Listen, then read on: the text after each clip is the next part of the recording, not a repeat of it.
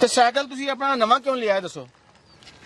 ਇਹ ਜੋ ਟੁੱਟਾ ਸਾਈਕਲ ਲਈ ਫਿਰਦੇ ਹੋ ਵੈਸੇ ਹੀ ਵੈਸੇ ਕੀ ਇੱਥੇ ਪੈਸਾ ਲਾਈਏ ਇੱਥੇ ਪੈਸੇ ਲੱਗ ਜਾਂਦੇ ਆ ਤੇ ਨਵਾਂ ਨਹੀਂ ਬਣਦਾ।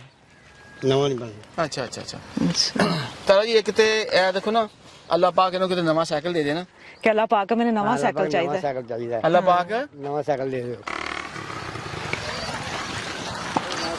अस्सलाम वालेकुम जी।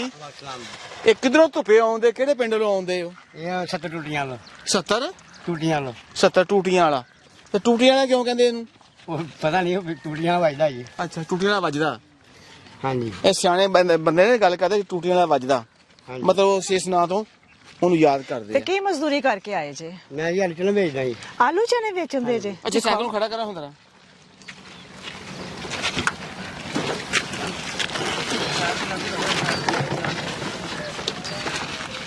दिखाओ। अच्छा अच्छा अच्छा तारा जी ये बर्फ पा के ना हाँ। आलू चने ठंडे कीते ठंडे कीते ने हाँ जी। सही। ते 4-5 किलो होएगा। हाँ। ते ए की है जी? ए चटनी होएगी।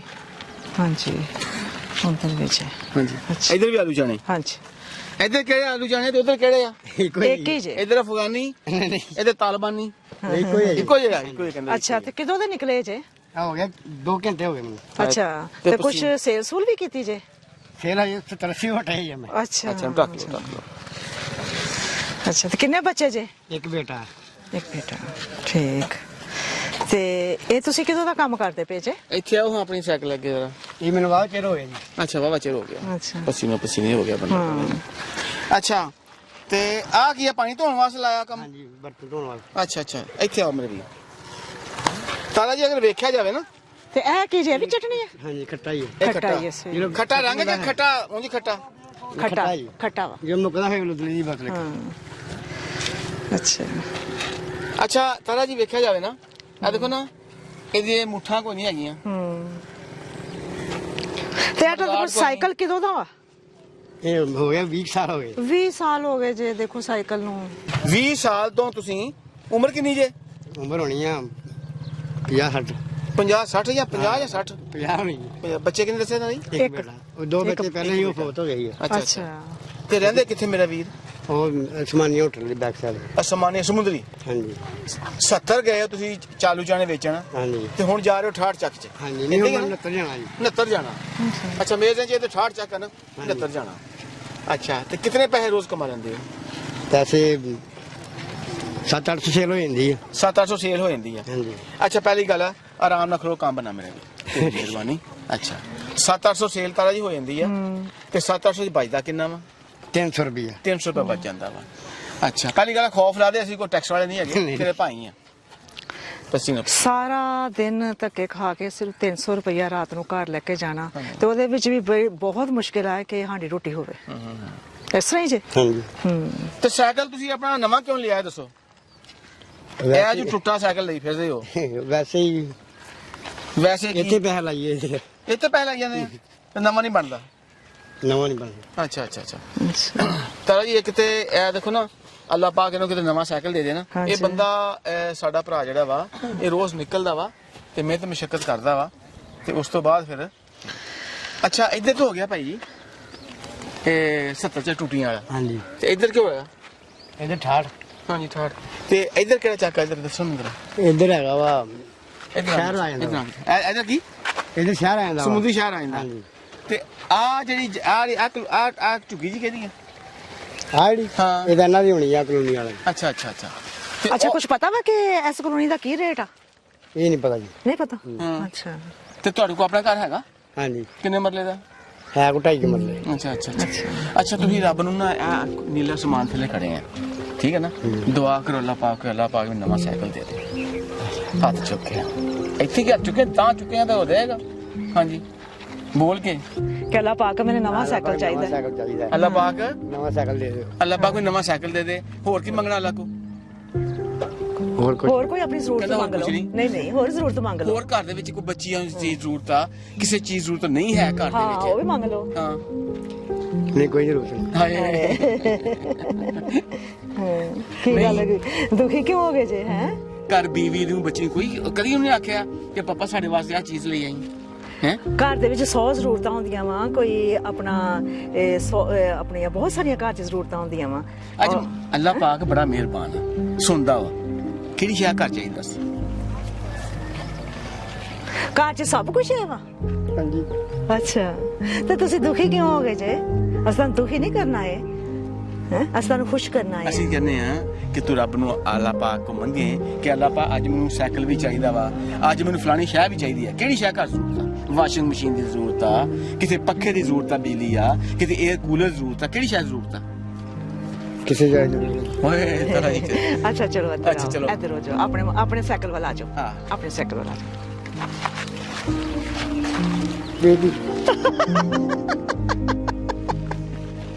ਇਹ ਕੀ ਇਹ ਅੱਲਾਹ ਪਾਕ ਨੇ ਤੁਹਾਡੀ ਸੁਣ ਲਈ ਤਾਂ ਤੁਸੀਂ ਆਖਿਆ ਸੀ ਮੰਗ ਕੇ ਵੇਖੋ ਹੈ ਅਬ ਜਾ ਕੇ ਵੇਖੋ ਭਾਈ ਜੀ ਅੱਲਾਹ ਪਾਕ ਨੇ ਸੁਣ ਲਈ ਹੈ ਤੁਹਾਡੇ ਕੋਲ 20 ਸਾਲ ਪਹਿਲੇ ਦਾ ਸਾਈਕਲ ਸੀ ਤੁਹਾਡੇ 'ਚ ਹਿੰਮਤ ਨਹੀਂ ਸੀ ਪੈ ਰਹੀ ਕਿ ਤੁਸੀਂ ਨਵਾਂ ਸਾਈਕਲ ਲੈ ਸਕੋ ਉਹਨੂੰ ਸਹੀ ਤਰੀਕੇ ਨਾਲ ਮੁਰੰਮਤ ਕਰ ਸਕੋ ਤੇ ਅੱਲਾਹ ਪਾਕ ਨੂੰ ਤੁਸੀਂ ਦੁਆ ਮੰਗੀ ਅੱਲਾਹ ਪਾਕ ਨੇ ਤੁਹਾਨੂੰ ਨਵਾਂ ਸਾਈਕਲ ਦੇ ਦਿੱਤਾ ਤੁਹਾਨੂੰ ਰਾਸ਼ਨ ਦੇ ਦਿੱਤਾ ਆਟਾ ਦੇ ਦਿੱਤਾ ਹੈ ਤੇ ਜਿਹੜੀ ਸ਼ਾਇਦ ਤੁਸੀਂ ਨਹੀਂ ਮੰਗੀ ਅੱਲਾਹ ਪਾਕ ਕੋਲ ਮੈਂ ਤਾਂ ਆਖਿਆ ਮੰਗ ਲਾ ਹੁਣ ਮੰਗ ਲਾ ਫੇਰ ਨਹੀਂ ਅੱਛਾ ਤਾਰੀ ਤੁਸੀਂ ਮੰਗ ਲਓ ਅੱਲਾਹ ਪਾਕ ਕੋਲੋਂ ਜ਼ਫਰ ਜੁੱਤੀ ਵੀ ਲੈ ਕੇ ਆਓ ਸੂਟ ਵੀ ਲੈ ਕੇ ਆਓ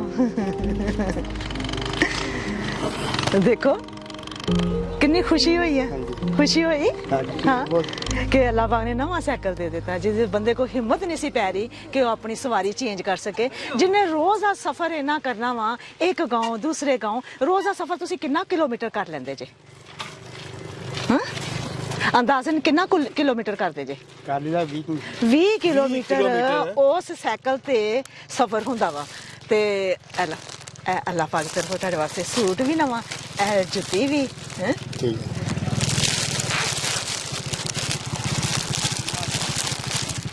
ਇਹ ਅੱਲਾਹ ਪਾਕ ਦੀ ਤਰਫੋਂ ਤੁਹਾਡੇ ਵਾਸਤੇ ਇਹ ਵੀ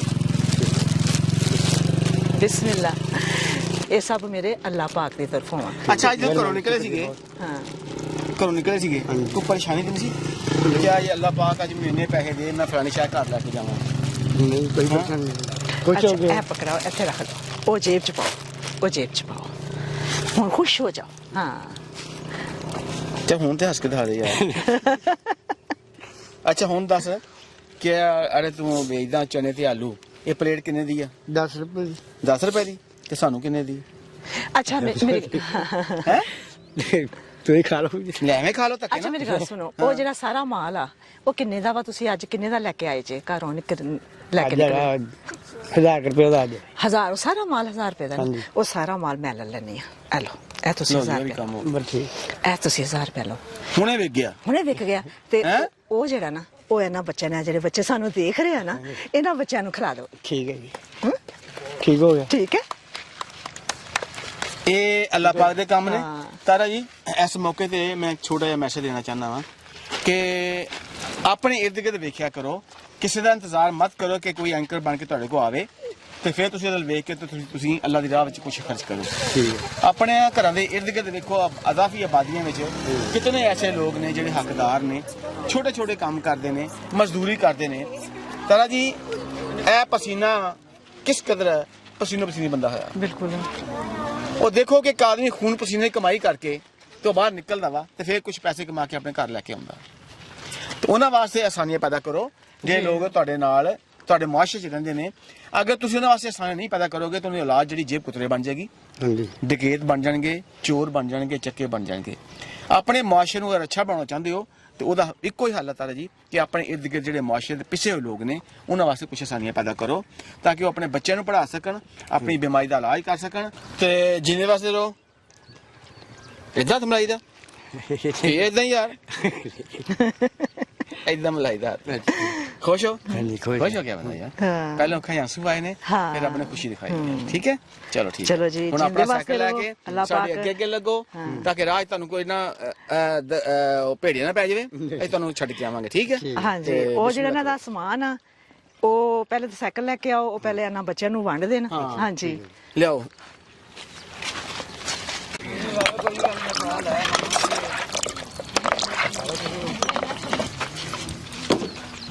ਉਹ ਵੀ ਉਹਦੇ ਆਓ ਤਾਂ